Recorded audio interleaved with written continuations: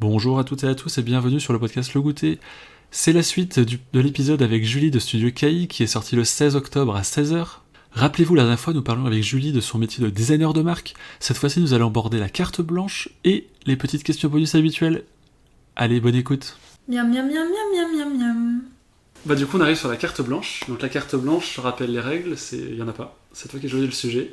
On peut parler du végétarisme, puisque je suis devenue végétarienne quand j'étais à Madrid.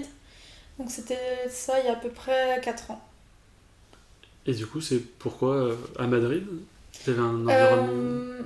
Alors en fait ça faisait très longtemps, ça faisait déjà plusieurs années que je m'intéressais à l'alimentation, que je faisais un peu plus attention à ce que je mangeais.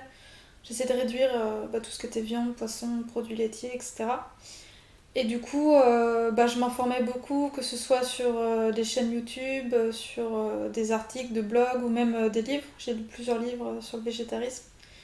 Et à Madrid, j'ai regardé un énième documentaire sur le sujet.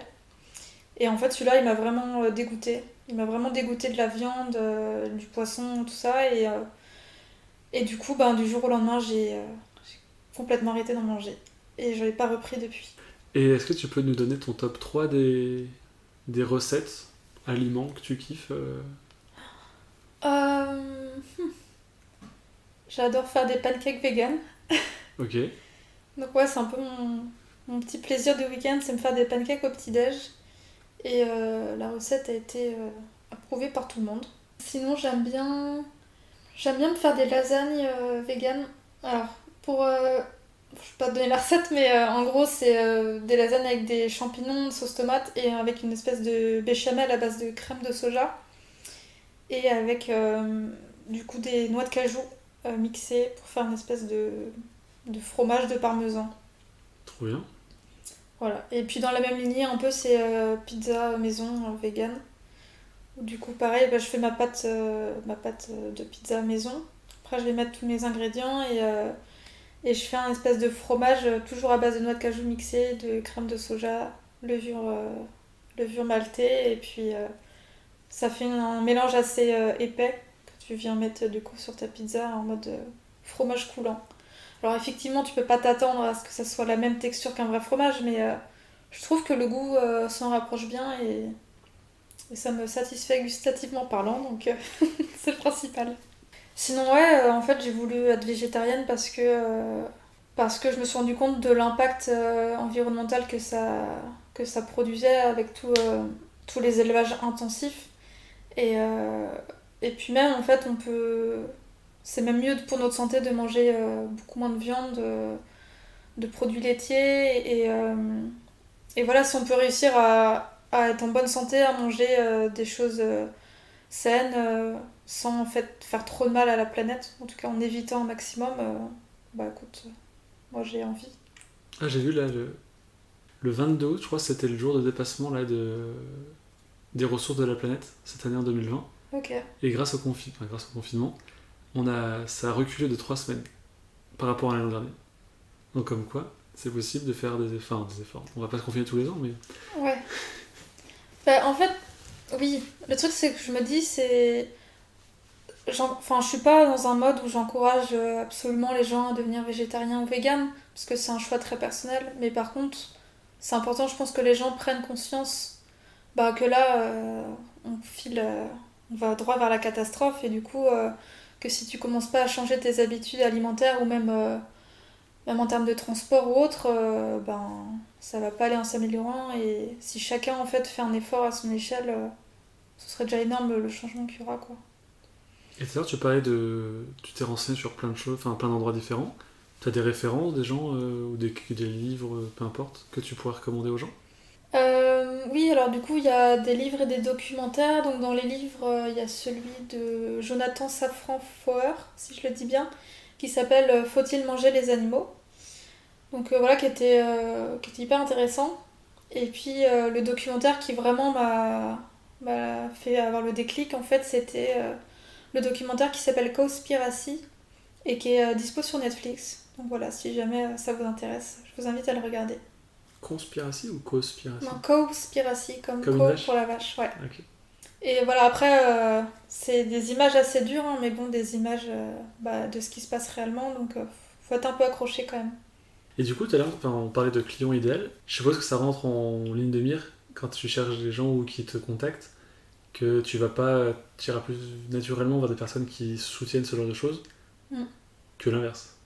Oui, si demain j'ai un restaurateur qui propose à sa carte beaucoup de viande et de poisson, qui fait pas forcément un effort pour proposer des plats végétariens ou autres, j'aurais pas forcément envie de travailler avec lui.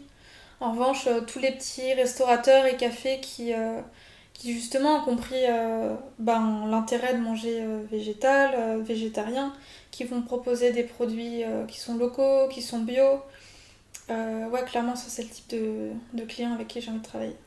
Et du coup, à titre, pour étendre un peu plus le côté végétarisme, est-ce que ça s'applique aussi à ton mode de consommation autre que nourriture? Oui, en fait, depuis que je suis revenue d'Australie, en fait, j'ai vachement changé ma consommation, notamment au niveau des vêtements, des objets de déco, etc. Alors, j'étais déjà pas une grande acheteuse compulsive, mais alors là, je le suis encore moins. Et je fais plus attention à ce que j'achète dans le sens où j'achète vraiment que quand j'ai besoin de quelque chose. Après, pour ce qui est de la provenance, j'essaie de faire attention, mais c'est vrai que c'est encore un challenge pour moi. Donc j'ai encore un peu le réflexe d'aller dans des chaînes classiques, même si j'essaie d'éviter.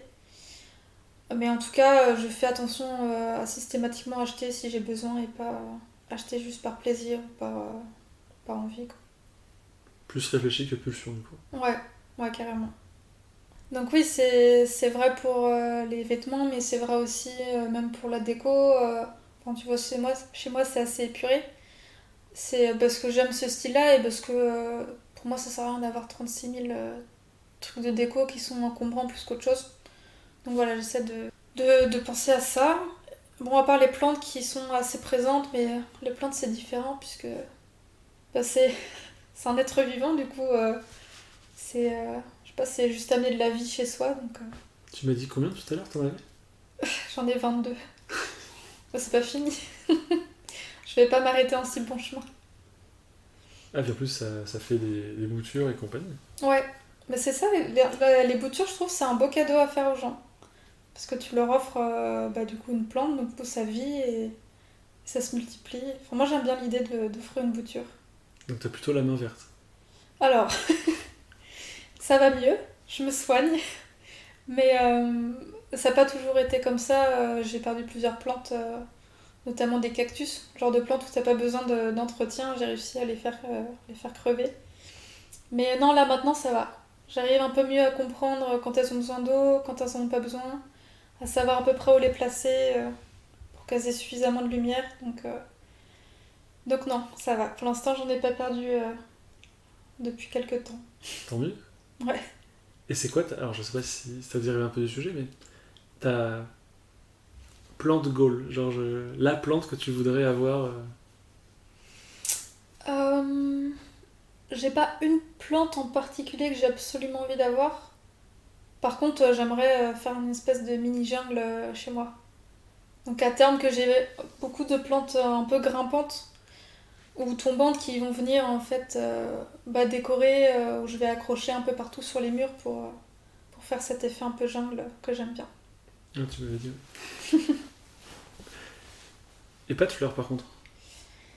Eh ben Ah, sauf non, celle qui à m'agresse. part le spathiphyllum qui est juste à côté de toi, non, j'ai pas de fleurs. Pourquoi? Parce que souvent les fleurs c'est saisonnier en fait, quand on n'a pas tout le temps. Et je sais pas, j'ai l'impression que les plantes vertes sont plus faciles à entretenir, mais c'est peut-être une idée reçue. Je ne sais pas. Du coup, par rapport au végétarisme, est-ce que tu as déjà travaillé avec une marque qui se rapproche de cet univers-là? Alors dans l'univers du végétarisme lui-même, non. Mais par contre, j'ai travaillé avec Chloé Bloom sur son identité de marque. Donc elle est coach holistique. Et je sais qu'elle est très sensible à tout ça puisqu'elle est elle aussi végane. Donc elle a vraiment un mode de vie beaucoup plus responsable. Et d'ailleurs, elle est en train de créer sa marque de vêtements. Et je sais qu'elle justement elle recherche des matières premières qui sont beaucoup plus éthiques que ce qu'on trouve dans le fast fashion. Et que c'est vraiment quelque chose qu'elle a à cœur de faire dans sa marque et même dans tout son mode de vie. Donc ouais, typiquement des personnes qui sont dans cette optique-là, c'est des personnes avec qui j'ai bien envie de bosser. Ok. Du coup, on va faire une transition sur les questions bonus. Ok. Miam miam miam miam miam miam miam. Question cash, quel est ton mot préféré? Mon mot préféré? Oui.